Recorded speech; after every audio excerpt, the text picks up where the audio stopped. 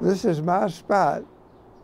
I'm very content right here. When a young girl named Dorothy declared there's no place like home. Oh, he's like clockwork. He has his routine. Clearly, she was taking a cue from Jimmy Boehling. You took a picture? Oh, he's pretty consistent. Jimmy keeps an eye on his crossword and beloved neighborhood from his favorite perch on Hanover Avenue. Day after day, month after month, year after year. Not anytime soon. Don't plan to leave at all if I can help it. Seasons may change and neighbors move on. Well, I enjoy it very much. I guess I kind of like to see the people come and go. This 93-year-old remains unflinching. I think it was only one house that was not here when I came here. Jimmy has called the museum district home since, well, before the museums arrived. I guess I'm just a fixture. I've been around so long. Jimmy's parents bought the stately home when he was 10 months old in 1926, and he hasn't left, calling the same address home for 92 years. Yes, Jimmy moved in before the Great Depression, when Babe Ruth was still hitting home runs for the Yankees, and 1 year, the Columbia Broadcasting System, before television was invented. Yes, this was the West End. We called it the West End.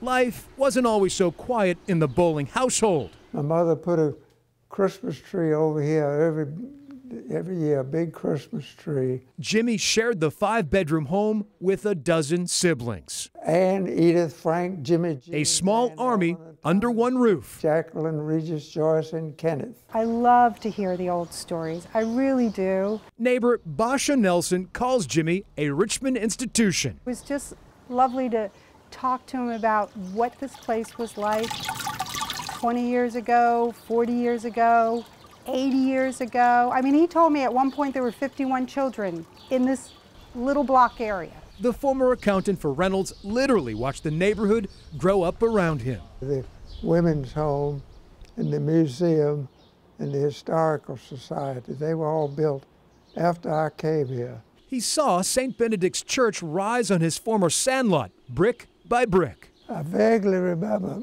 when it was being built. I was a 4-year-old, and my father would bring me over to see the work being done. Jimmy even remembers delivering newspapers to the aging Civil War veterans who lived nearby. The only significant time Jimmy spent away from Hanover Avenue, World War II. This was taken in France, where he served as a navigator on this very B-17. April 21st, 1945, Jimmy's plane was flying over Germany. Blinding clouds causes the pilot to lose control. I tried to alert the other crew that we were in trouble, but they did not pay any attention. Jimmy was the only one who parachuted to safety. We fell off into a left spin, and I just knew this was the end of it. 8 fellow crew members were on board when the bomber crashed. They're all dead. It was Jimmy's first and only mission. I lived on 75 years of borrowed time. The close call 5 miles in the sky still haunts. I don't know why they had to go and I was left here.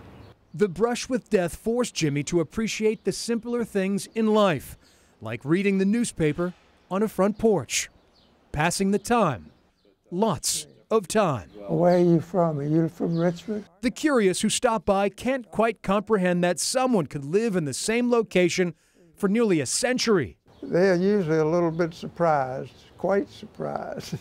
The lifelong bachelor says pulling up the stakes was always out of the question. Oh no, I never did. Never wanted to move. I would feel out of place anywhere else. We're talking about my Uncle Jimmy. Niece Margie says it comforts her knowing the home with deep roots remains in the family. Oh no, well, he wants to stay here. I think he's going to stay here. Follow the yellow brick road. In The Wizard of Oz, Dorothy and Toto eventually find happiness back in Kansas. Jimmy Boehling never had to look. He's always known the yellow brick road. A lot of good memories. A lot of good memories. Leads right to his doorstep. Home sweet home. Yes, it did. Love it here.